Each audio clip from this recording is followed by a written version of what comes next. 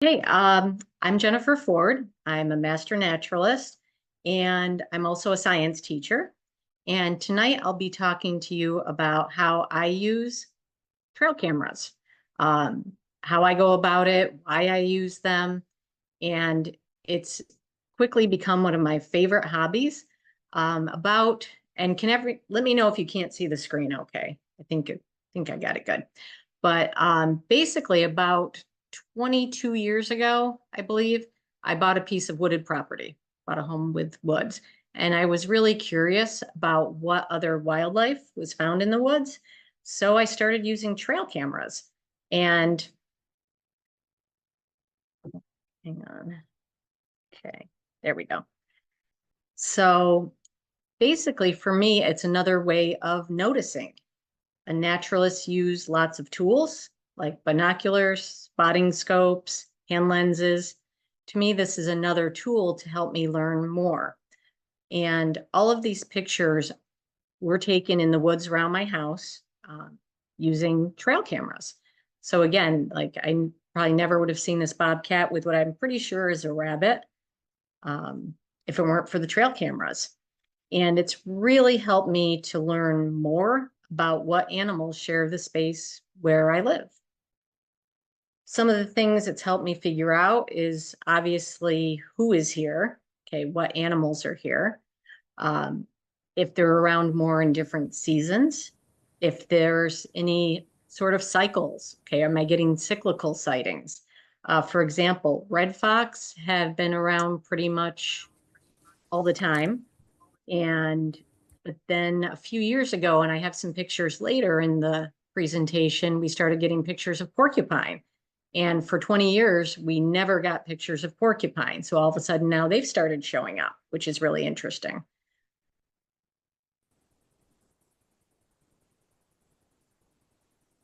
So let's see. I've also learned more by noticing things that I have to look up after seeing a picture. For example, we got this picture of a bobcat walking away from the camera, and I looked at it and I thought, wow, the back of its ears look like two eyes looking back at me. So I did a little research, looked online, and that's exactly what it's supposed to look at. Apparently, it's a behavioral or it's a physical adaptation to help deter any larger predators that might be coming up behind it. Um, the ears are supposed to look like two eyes looking behind it.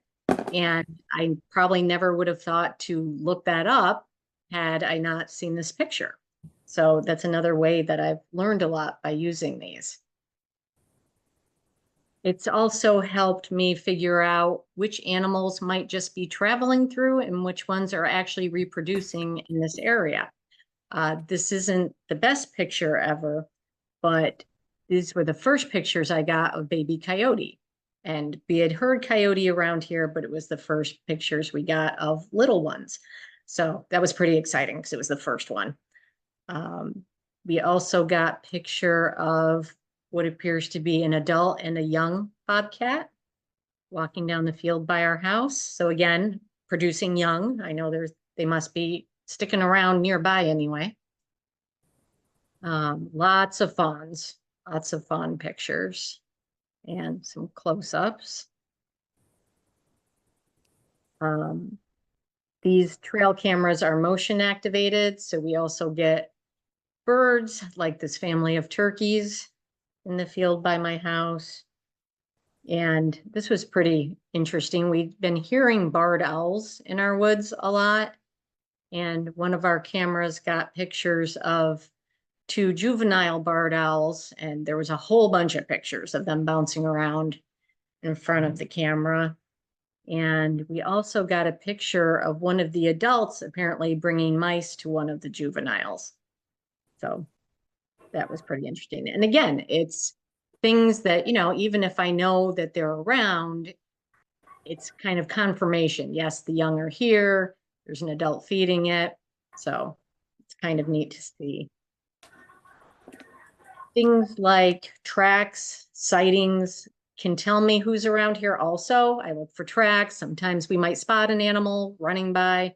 but the cameras also allow me to see behaviors that I probably wouldn't be able to witness, like this one, for instance. But also, this was part of a series of pictures that showed a fox sniffing around, circling just like a dog does, and curling up for a little nap. It woke up every few seconds or so and looked around, so it was definitely cat napping. But again, I wouldn't have been able to see that. Or this fox heading back with what I believe is a squirrel that it caught. And we did get in a lot of pictures of fox traveling in this same spot carrying prey, which makes me think there might have been young around, young involved. That is, and I've got some better pictures of one, but that's an otter, but it's laying on its back. And again, there was a whole series of pictures of an otter wiggling around on its back. So again, just things might not be able to see otherwise. And another way it's helped me to learn is, again, asking questions. We got a series of pictures of this deer, and I noticed these black spots on it. And honestly, I did not know what it was. My first thought was an external parasite of some sort, maybe something similar to botfly larva. So what I did is I looked on the D's website, found their wildlife section, and I emailed these pictures to someone and asked if they knew what they were. And they were great. They got back to me like the next day. And it turns out that those skin growths are called fibromas, and they're caused by a virus that spread between deer by biting insects or by direct contact. Um, he did say the good news is that the deer will be immune to this in the future. When they're that small, they just dry up, they fall off eventually, and the deer has an immunity to the virus. It can be dangerous, they said, if the growths are very large, and they actually said they can be the size of a grapefruit, or if they're clustered near the eyes, nose, mouth area. But they said that based on the pictures that I sent them, they didn't look too severe, and there would probably be no sign of them the following year. So again, something I learned from getting this picture. I probably would never have seen that or thought to ask about it. And honestly, I really just like seeing the wildlife. It's really neat getting these closer up images of them than I might be able to see, when they're running away from me when I'm out on a walk or something. Like the fox, looks like our dancing turkey. And I just love this coyote in the fall picture. And the cameras do also give other information besides the pictures. If you've never used one, they pretty much all have barometric pressure, if it's rising or falling. They have temperature, they have what the moon phase was, and the date and the time. You can also set the cameras with a title if you wanted to say where it was found. Usually I just give them numbers for the most part. So you do get a little more information too. You can see when wildlife is active during the day. So again, that's largely why I use them, is to learn, to know more about what's going on in the woods, and to just enjoy seeing the pictures. So I thought, and again, I wanted to point out before I move on that where I am with all these pictures is not deep in the wilderness. I am 15 minutes from a suburban center where I teach. I'm about 5 minutes from Hannaford. I am lucky that I have woods with water nearby, which I think leads to a greater amount of wildlife. But again, I'm just on the edge of a suburban area. So I thought I would talk a little bit about how I go about this. So first, obviously, you're going to need a camera. And there are a lot of different types of cameras out there. I suggest that you read reviews, think about what you're looking for. Price will be a consideration. A lot of these pictures were taken with a Browning camera, and that's what's shown in this picture is one of my cameras. It's very reasonable priced. It does a good job. It's what I mostly use. I've also used Moultrie cameras, which again is a moderately priced one. Does a good job for my purposes. And again, there's others out there. This one is a Reconyx. It's more of what they use, and I'll talk more about this later for research. The Albany Pine Bush Preserve uses these. They're a little more expensive. I have one of these that I got as a gift. The main benefit, largely with more expensive cameras, is you will get a faster trigger speed, which means fewer blurry images. So if an animal's moving fast, you're more likely to get a clear picture of it. They trigger faster, but it's really not necessary to spend a fortune. I would advise, just from experience, to avoid going for really, really cheap ones, though. We have a friend that got like a 3-pack for $25 of these little cameras, and they were difficult to set up or to adjust the settings, and they actually died really quickly. They stopped working. So again, you don't have to spend a ton of money on a camera, but you might want to avoid going for the really cheap ones too. As far as where to set it up, just a few things that have worked for us. The edges of fields or woods, because as a lot of you probably know, wildlife travels where it's easier to walk. So this is our woods and this is my neighbor's field. We asked permission to put up cameras along the edge and they don't mind at all. So we get a lot of pictures along the edge here. We got a fox picture. You also have to, this is a good example of occasionally you might need to trim back some vegetation in front of the camera, but it was still working pretty good there. You can also look for natural pathways, just places where wildlife might walk. And what this is, and it's kind of hard to see behind the turkeys here, so I'll go to the next one. There we go. This is a ridge, and it's kind of wide and flat, and it drops off on one side to a ravine with a seasonal stream in the bottom, and it drops off on the other side to a small pond, more wetland area. And this has actually been one of the best places for us to get pictures of wildlife. I think it just makes kind of a natural corridor between these two wet areas to the woods behind us. So we've gotten pictures of bear there. And the bobcat there. There's the porcupine I mentioned. And again, this is just in recent years that we've been getting porcupine pictures. This is actually the same ridge, just looking up the other direction. So now the pond's on the left. Ray fox. We've gotten pictures of fisher in the same area. Another option, this is another location, is just look for trails in the woods, deer trails, trails made by people. Again, animals want to walk where it's easier to walk. And we've gotten some good pictures just by trying to see where the natural trails are. And a close-up of the bobcat. Another option is areas where you've seen tracks. I had some friends who actually work at the Albany Pine Bush Preserve come out and we went snowshoeing. And we found some tracks that honestly I had been thinking were fisher because there had been a lot of fisher around at that point. They, however, thought they were otter. So we followed the tracks and they led to a hole in the snow, basically. It was snow covered then, and there was water at the bottom of it. Out here behind this bank was the frozen river. So our guess was that the otters were using this hole to access the river under the ice to go in and out.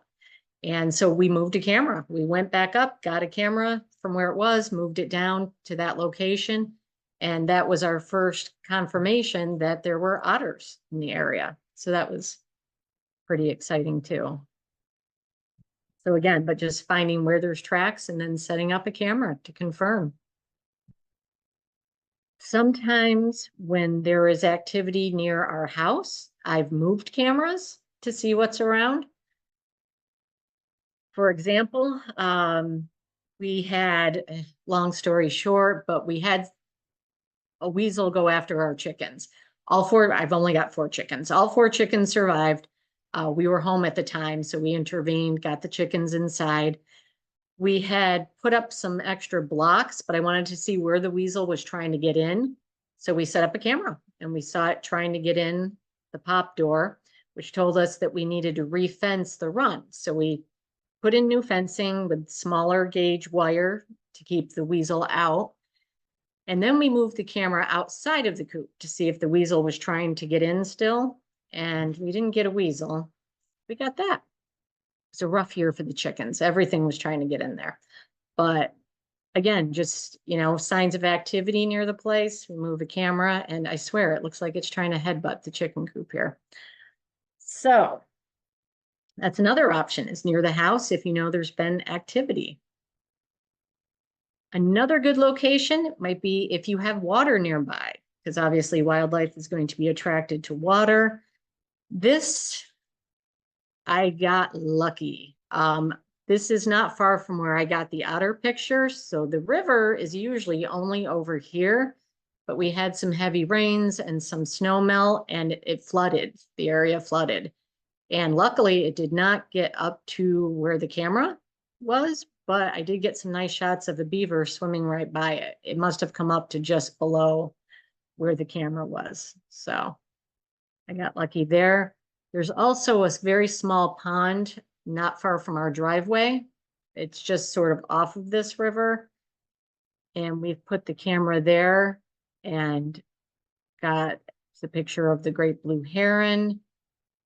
And this was kind of surprising because this pond, there's actually a state highway just to the right of this picture. You also got a picture of a bald eagle happened to swoop by in front of it. So again, you never know, playing around a little bit. It's fun to move them around. And another thing to keep in mind, because this has happened too, is sometimes I'll set a camera up in a location.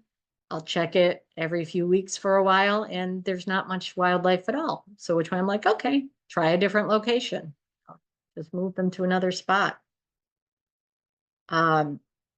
One thing you might want to keep in mind is to keep it away from high traffic areas with a lot of people or pets, because you'll spend a lot of time deleting those pictures.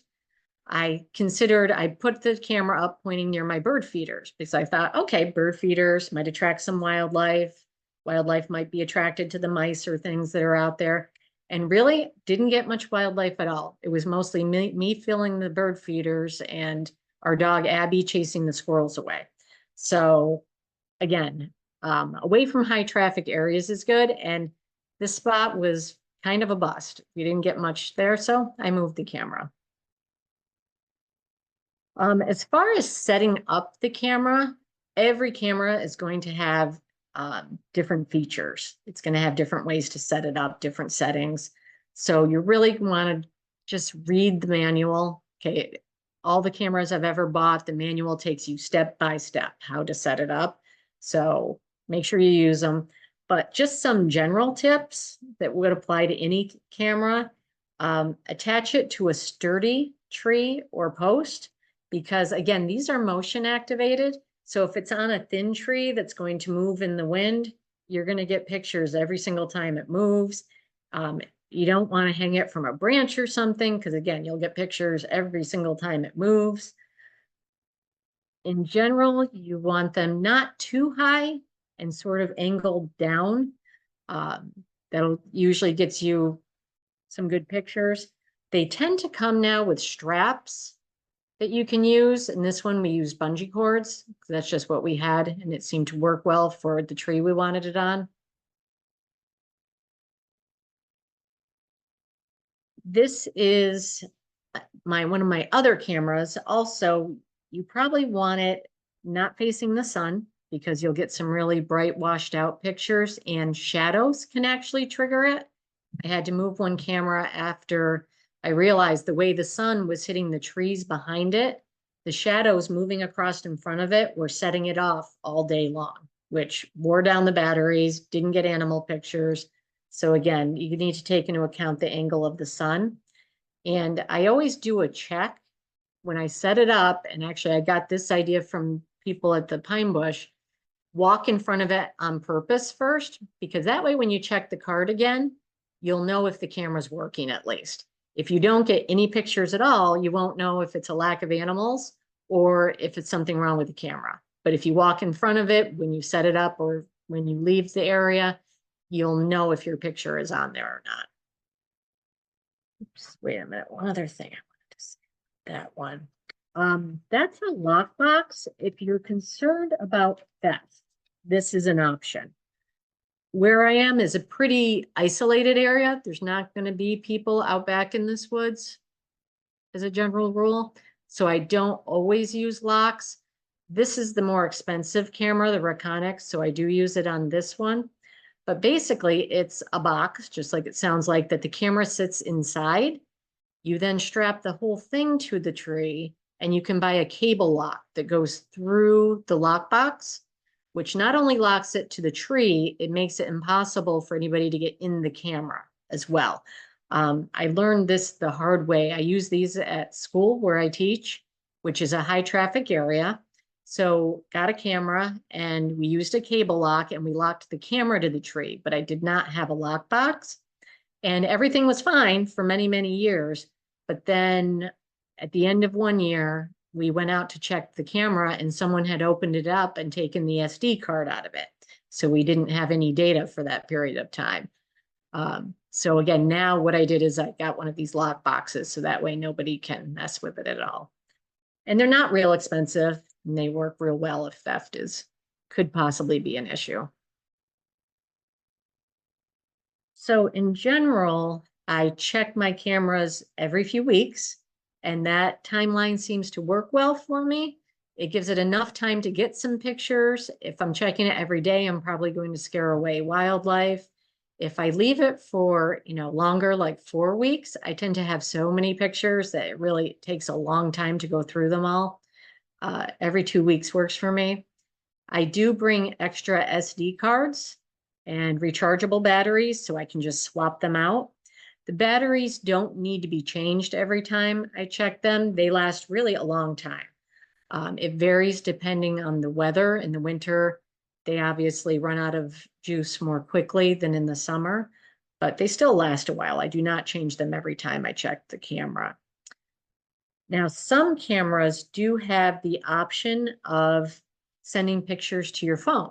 Someone I work with hunts in different locations and he sets up cameras and has pictures sent to his phone.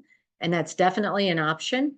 I haven't really used that only because my cameras are set up not far from my house and I'm going to be out walking anyway. So I enjoy going for longer walks to go check the cameras.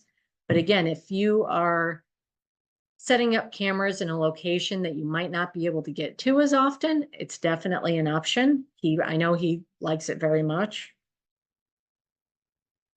Another fun thing to play with are videos. Most cameras, I believe, have video options. It's really fun to play with.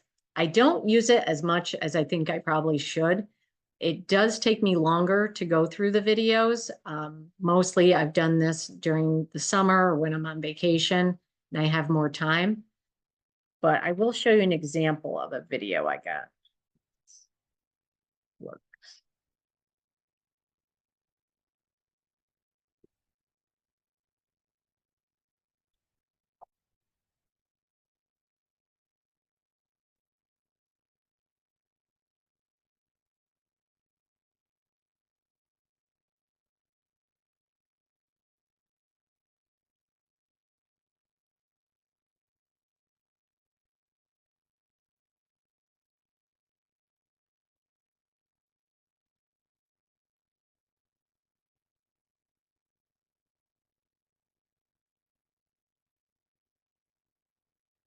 Okay, so again, the videos are really cool to watch. I've gotten some of coyotes also.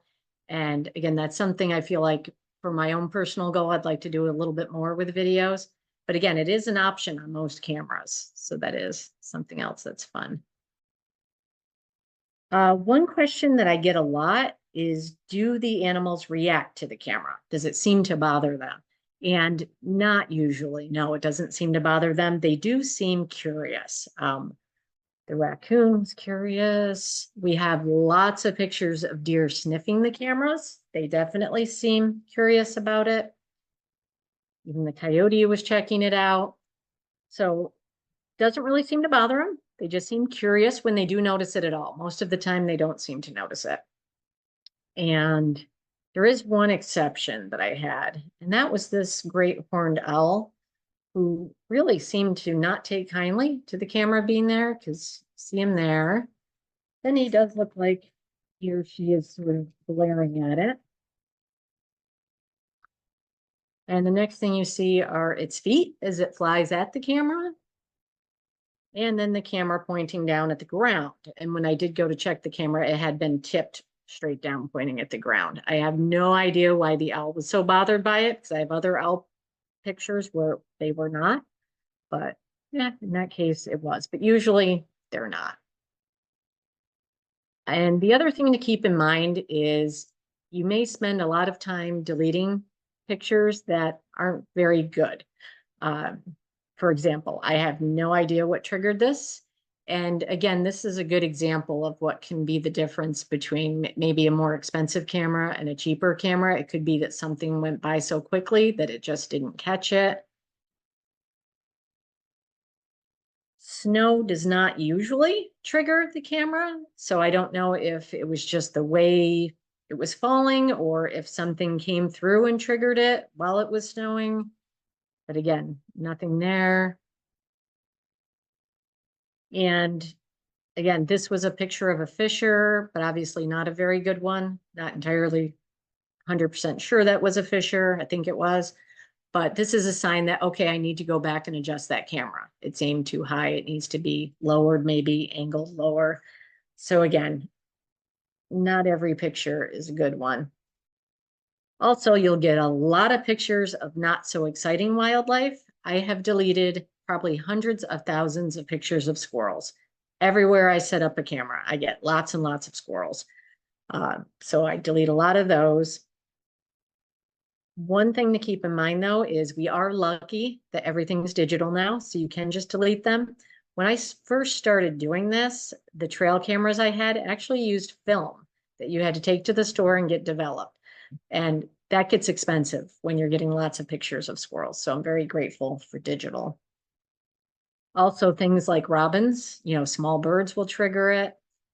Even mice, I've had it triggered by mice will trigger it. But also be prepared, you may be surprised. There is a pond, a wetland to the right of here, but it's down like a pretty steep hill. It's not right there. So I wasn't expecting to see a great blue heron walking through the woods. And this was this past summer. This was unbelievable. I checked a camera and there was that. I mean, I'm outside of us. I mean, I'm kind of in a ruralish area, outside a suburban area. And these are peahens. We found out later there was more pictures. They're not the male peacocks. They're peahens. And this did help me solve a mystery though. I went out one morning to feed my chickens and some turkeys took off from the trees in front of our house and flew to the trees behind our house, which is not unusual. There's a lot of turkeys around here. I've seen them take off from the trees here before. But then one of the turkeys started making a really weird noise up in the oak tree. So I got my phone and I recorded it, played it for some friends, and they were like, "Are you sure it was a turkey?" Because I've never heard a turkey make that noise before. And you couldn't see it real well up in the tree, but you could see the outline, you could see the shape of it. So then a week later, I checked my camera and found these pictures of the peahens, and it was the same day. So it turned out that what was in that tree above my house was not a turkey. They were peahens. And we found out that someone that lives on the other side of the river from us keeps guinea hens and apparently also has peahens. I didn't check the camera though for about a week after these were taken, and there were no other signs of them. So I'm hoping they just had an adventure and then went back home. But yeah, sometimes you're really surprised. I also use trail cameras in my classroom. at school. It's been a great addition. We use it as part of a year-long research project. And usually what we're focused on are either what animals or what mammals are found near our school. And it's a great way for students to learn about the scientific method, about mammals, about ecology, because we go through all the steps. They have to do background research and learn basically what is a mammal, because a lot of students don't know what makes a mammal different than other animals. What types of mammals might be found in New York State. They make predictions, and then we monitor the camera throughout the year. We set it up at school, and we compare then their predictions with our results, what animals we got. They track it throughout the year. So it's really a great learning opportunity, and it gets them really excited about learning. It really does, because what kid doesn't like looking at, pictures of animals every few weeks? And we get a surprising amount of wildlife for a suburban school district. This is a rather large buck walking right by our school. My coworker who hunts was pretty excited about this, even though, and we get coyote. We've even had bear go by, and we get a little bit of everything there. We are lucky enough to have a pond and a woods near us, which I think, is responsible for a lot of this. And also, if there's any other teachers out there, I do have another presentation just on using trail cameras in the classroom, and I'd be happy to share that resource if anybody would like it. Some other ways that they're used, the Albany Pine Bush Preserve, where I volunteer, uses them to monitor mammals, okay, patterns of activity. So they use motion sensitive wildlife cameras throughout the preserve to photograph mammals, to see what's happening in the area. And this is one of their pictures, and they do use the Reconyx hyperfires in their research. There's also other organizations like colleges, universities also do research in the pine bush.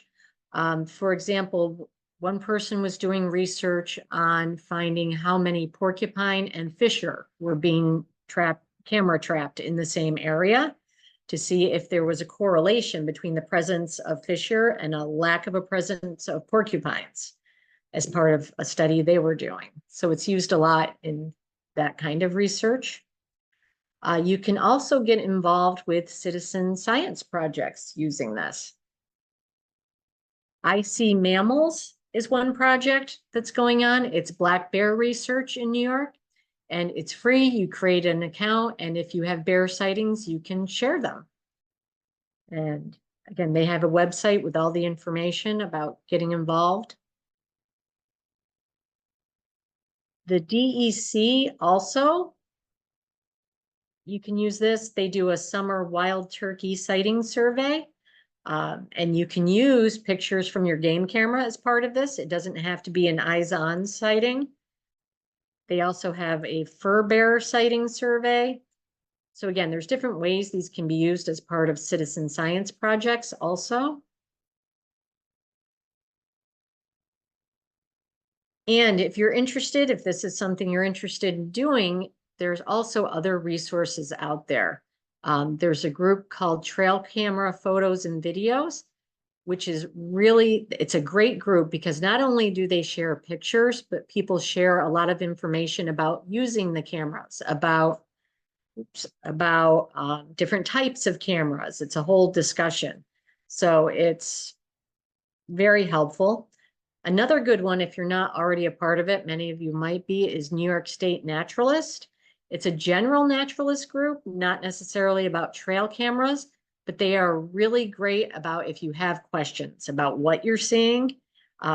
It's a very active group of people, and they're always happy to share information, help you to answer questions, things like that. Another resource, this is a great book, The Camera Trapping Guide.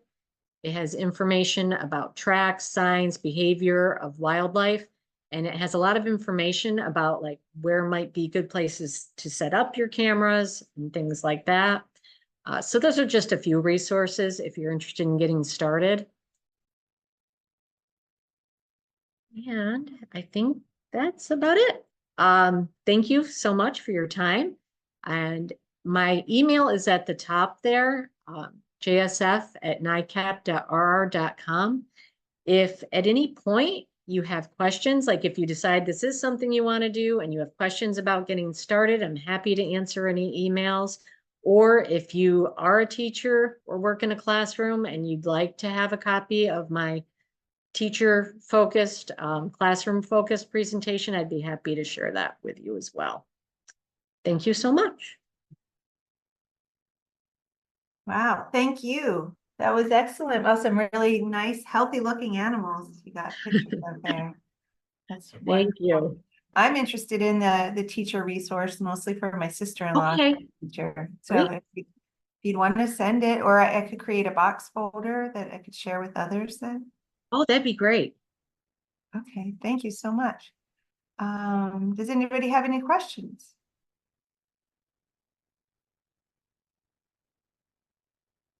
Will people have comments about the types of cameras they've had Okay. success with? A $100 Moultrie camera. Yep. Oh yeah, the $100 Moultrie. Yeah, and that's the thing with it doesn't have to cost a fortune at all to do. I keep asking for them for Christmas, so that's what I did for a while. Was I want a game camera for Christmas, and Great. All right. Well, if there aren't any questions, then I guess we I've can got wrap a, it up. Oh, there is one? yeah, Okay. I've got a Yeah, question. go ahead, Paul. I've never used these before.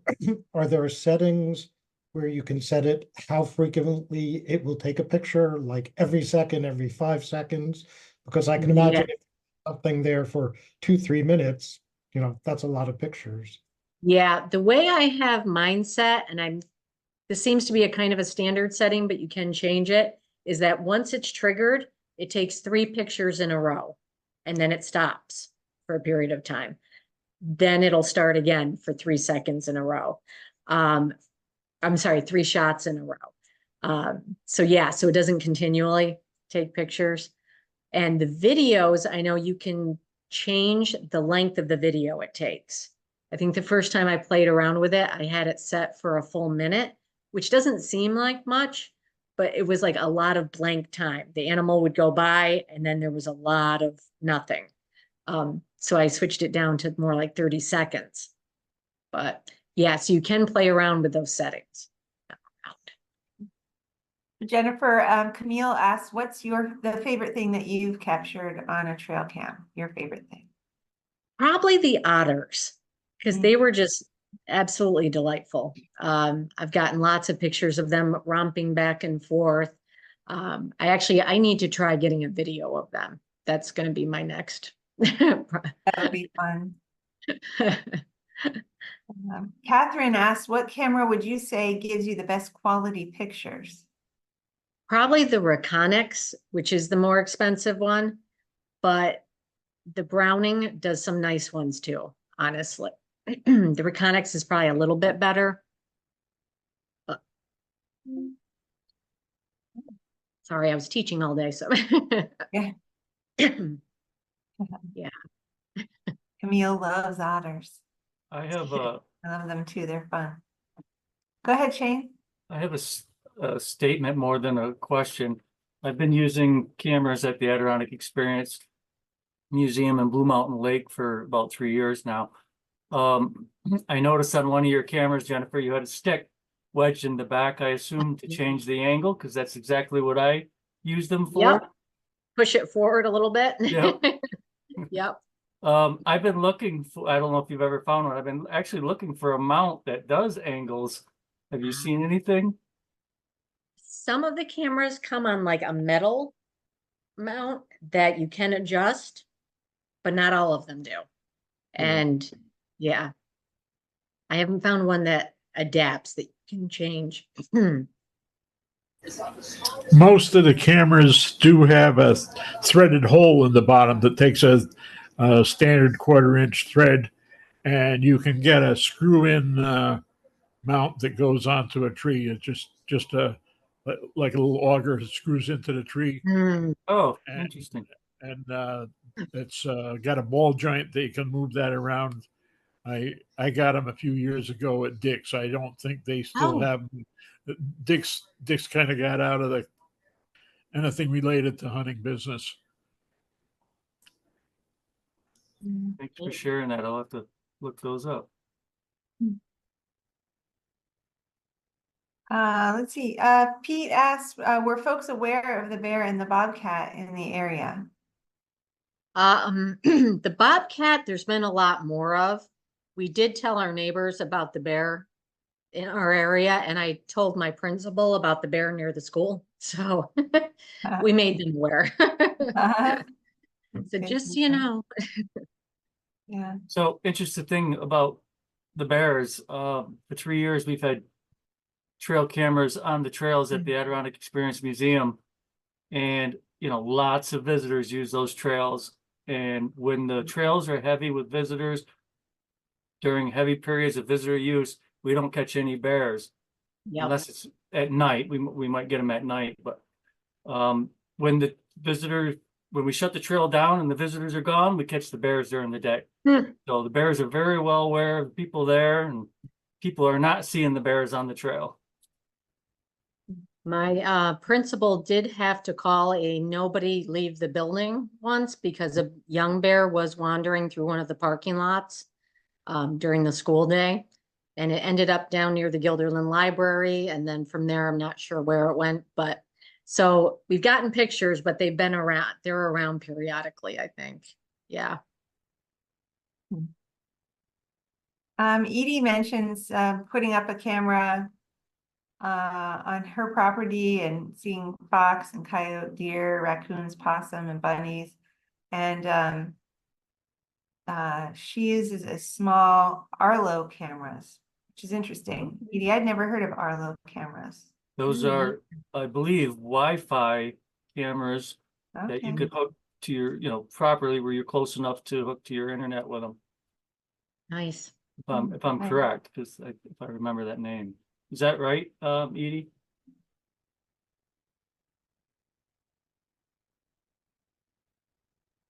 Edie, do you want to comment on that? Oh. Yes, Wi-Fi connects to the phone. Nice.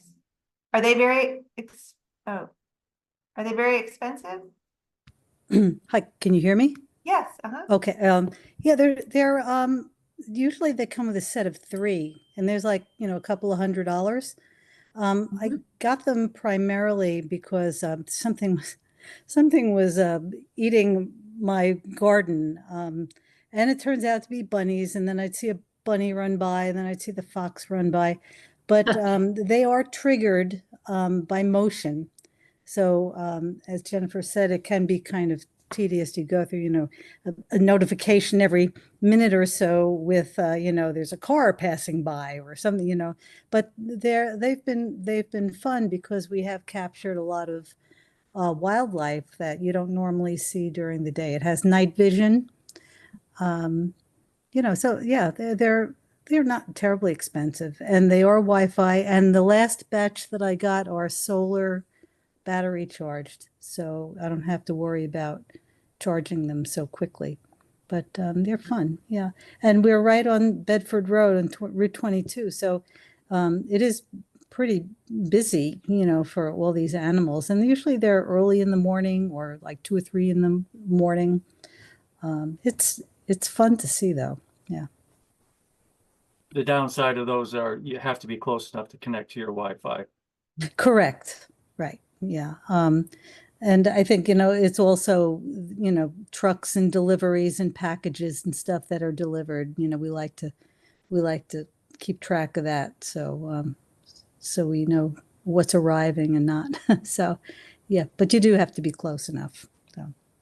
And actually, I had a student one year shared with me, they got a beautiful video of a red fox through their Ring camera on their front doorstep as it went by. So yeah, almost anything will work, I guess, if it's. I just saw one comment. I don't think we mentioned this. This is great. Adrian said, I monitored cameras for an ecological institution one year, and we had a male black bear eat a camera. We watched it sniff the tree Now sniff the camera, take it off the tree, bite it, put it down, pick it back up, put it in its mouth and swallow. They found pieces of it 2 months later along the trail. No sick or dead bear though. Never did find the SD card. So, wow. That's I've never had one react that strongly to it. It's pretty amazing to watch it on the camera. Bet. I haven't had a bear actually eat the whole camera, but I have caught pictures of the inside of a bear's mouth on the camera and seen the tooth marks later. Yeah, Oh, wow. Wow. it's curious how some of them will react. You know, and I've even had bobcat, you know, come up, they sniff it, and like Yeah. the one picture with the raccoon fades right into it, you know, they're just so curious about it. I think that's almost as much fun as watching them in the distance. It is. Catherine also asks, where do you find the camera lock boxes? I got mine just through Amazon. I just did a search for a Browning lockbox and they came up. The cable lock, I believe it's called a Python lock, and I got those through Amazon too. All right, great. Well, thank you very much. Thanks again, Jennifer. That was wonderful.